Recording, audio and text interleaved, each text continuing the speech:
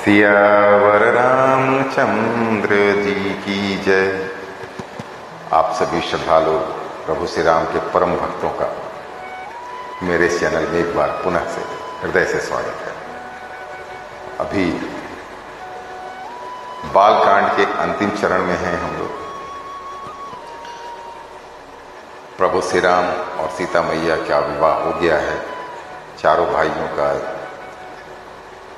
राजा जनक की चारों पुत्रियों के साथ विवाह हो गया है। बारात आ गई है और दिन बड़े ही आनंद और मंगल के साथ कट रहे हैं। वशिष्ठ मुनि यहीं पर हैं, अयोध्या में ही। वो रोज नित्य नए धर्म की बातें बता रहे हैं। विश्वामित्र मुनि हैं, वामदेव जी भी हैं यहाँ पर और वो सुना रहे हैं एक से एक कथाएं, कहानियाँ। सबको सुन के बड़ी प्रसन्नता हो रही है।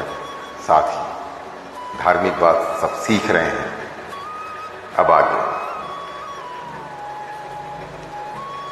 बोले वामदेव सब साची, कीरति कलित लोक तिहु माची। सुनियानंद भयउ सब काहू, राम लखन उर अधिक उछाहू। वामदेव जी बोले ये सब बातें सत्य हैं जो वशिष्ठ जी ने कहा है। विश्वामित्र जी की सुंदर कीर्ति तीनों लोकों में छाई हुई है। यह सुनकर सब किसी को आनंद हुआ। श्री राम लक्ष्मण के हृदय में अधिक उत्साह, आनंद हुआ।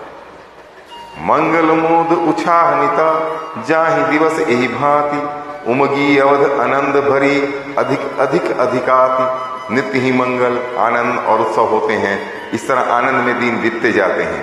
अयोध्या आनंद से भरकर उमड़ पड़ी। आनंद की अधिकता अधिक अधिक बढ़ती ही जा रही है। सुदिन सोधि कल कंकन छोड़े, मंगल मोद विनोद न छोड़े। नित नव सुख सुर देख सिहाही, अवध जन्म जाचहि विधि पाही। अच्छा दिन शुभ मुहूर्त शोध कर सुंदर कंकण खोले गए। मंगल, आनंद और विनोद कुछ कम नहीं हुए, अर्थात बहुत हुए। इस प्रकार नित्य नए सुख को देखकर देवता सिहाते हैं, ईर्ष्या करते हैं और अयोध्या में जन्म पाने के लिए ब्रह्मा जी से याचना कर रहे हैं। विश्वामित्रु चलन नित चहही, राम सप्रेम विनय बस रहही। दिन दिन सय गुण भूपति भाऊ, देखी सराह महामुनि राऊ। विश्वामित्र जी नित्य ही चलना अपने आश्रम जाना चाहते हैं, पर रामचंद्र जी के स्नेह और विनय बस रह जाते हैं। दिनों दिन राजा का 100 गुना भाव प्रेम देखकर महामुनि राज विश्वामित्र जी उनकी सराहना करते हैं। मागत विदा राऊ अनुरागे, सुतन समेत ठाड़ भे आगे। नाथ सकल संपदा तुम्हारी, मैं सेवक समेत सुत भानारी। अंत में जब विश्वामित्र जी ने विदा मांगी तब राजा प्रेम मग्न हो गए और पुत्रों सहित आगे खड़े हो गए। वे बोले, हे नाथ, यह सारी संपदा आपकी है, मैं तो स्त्री पुत्रों सहित आपका सेवक हूँ। करब सदा लरिकन पर छोहू, दर्शन देत रहब मुनि मोहू। अस कही राव स्वहित सुनुरानी, पर उचरण मुख आमुन बानी। हे मुनि, लड़कों पर सदा स्नेह करते रहिएगा और मुझे भी दर्शन देते रहिएगा। ऐसा कहकर पुत्रों और रानियों सहित राजा दशरथ जी विश्वामित्र जी के चरणों पर गिर गए। प्रेम विवल हो जाने के कारण उनके मुंह से बात नहीं निकलती। दिन असीस विप्र बहु भांति, चले न प्रीत रीति कही जाती। राम सप्रेम संग सब भाई, आय सुपाई फिरे पहुंचाई। ब्राह्मण विश्वामित्र जी ने बहुत प्रकार से आशीर्वाद दिए और वे चल पड़े। प्रीति की रीति कही नहीं जाती। सब भाइयों को साथ लेकर श्री राम जी प्रेम के साथ उन्हें पहुंचाकर और आज्ञा पाकर लौटे। राम रूप भूपति भगति, ब्याह उछाहु अनंद। जात सराहत मन ही मन, मुदित गाधि कुल चंद। गाधी कुल के चंद्रमा विश्वामित्र जी बड़े हर्ष के साथ श्री रामचंद्र जी के रूप, राजा दशरथ जी की भक्ति, चारों भाइयों के विवाह और सबके उत्साह और आनंद को मन ही मन सराहते जाते हैं। वामदेव रघुकुल गुर ज्ञानी, बहुरी गाधि सुत कथा बखानी। सुनी मुनि सुज सुमन ही मन राऊ, बरनता आपन पुण्य प्रभाऊ। वामदेव जी रघुकुल के गुरु ज्ञानी वशिष्ठ जी ने फिर विश्वामित्र जी की कथा बखान कर कही। मुनि का सुंदर यश सुनकर राजा मन ही मन अपने पुण्यों के प्रभाव का बखान करने लगे। बहुरे लोग रजायसु भयऊ, सुतन समेत नृपति गृह गयऊ। जह तह राम ब्याहु सब गावा, सुजसु पुनित लोक तिहु छावा। आज्ञा हुई तब सब लोग अपने अपने घरों को लौटे। राजा दशरथ जी भी पुत्रों सहित महल में गए। जहां तहां सब श्री रामचंद्र जी के विवाह की गाथाएं गा रहे हैं। श्री रामचंद्र जी का पवित्र सुयश तीनों लोकों में छा गया। आए ब्याही राम घर जबते, बसई आनंद अवध सब तबते। प्रभु विवाह जस भयऊ उछाहू, सकही न बरन गिरा अहिनाहू।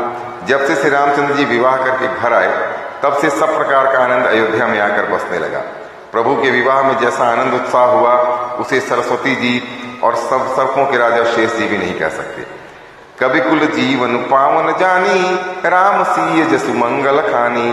तेहि ते मैं कछु कहा बखानी, करन पुनीत हेतु निज बानी। श्री सीताराम जी के यश को कवि कुल के जीवन का पवित्र करने वाला और मंगलों की खान जानकर, इससे मैंने अपनी वाणी को पवित्र करने के लिए कुछ थोड़ा बखान कर कहा। अब देखिए तुलसीदास जी की भक्ति की चरम सीमा क्या कह रहे हैं कि मैंने थोड़ा अधिक इसलिए बखान कर कहा जिससे कि मेरी अपनी वाणी पवित्र हो जाए। तो अब आप सोचिए कि अगर हम लोग इसका पाठ को करते हैं तो हमारी वाणी भी, हमारे कान भी, हमारा मस्तिष्क भी पवित्रतम हो जाएगा। निज गिरा पावनी करण कारण, राम जसु तुलसी कहियो। रघुबीर चरित अपार बारिधि, पारु कवि कौनो लहियो। उपबीत ब्याह उछाहु मंगल, सुनिज सादर गावही। वैदेही राम प्रसाद तेजन, सर्वदा सुख पावही।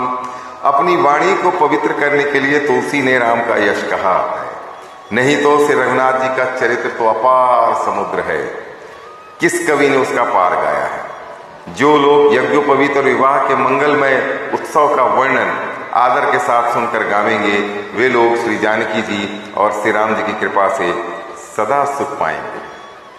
सिय रघुबीर विवाह, जे सप्रेम गावहि सुनहि। तिन्हि कहूँ सदा उछाहु, मंगलायतन राम जसु। श्री सीता जी और श्री रघुनाथ जी के विवाह प्रसंग को जो लोग प्रेम पूर्वक गाएंगे, सुनेंगे, उनके लिए सदा उत्साह ही उत्साह है, क्योंकि श्री रामचंद्र जी का यश मंगल का धाम है। अब देखिए तुलसीदास जी की महानता कवित्व पाठ की। अंत छंद से और सोरठा से एकदम हटके। मास पारायण 12वां विश्राम। इति श्री मद्रा चरितमानसे सकल कलि कलुष विध्वंसने प्रथम सोपान समाप्त। कलयुग के संपूर्ण पापों को विध्वंस करने वाले श्री रामचरितमानस का यह पहला सोपान समाप्त हुआ, बालकांड समाप्त हुआ। अब इसके साथ ही आज मुझे आज्ञा दीजिए, कल दूसरा सोपान अर्थात दूसरा कांड अयोध्या कांड लेकर आपके सामने आपकी सेवा में प्रस्तुत होऊंगा, हाजिर रहूंगा। तब तक के लिए आगे सियावर रामचंद्र जी की जय।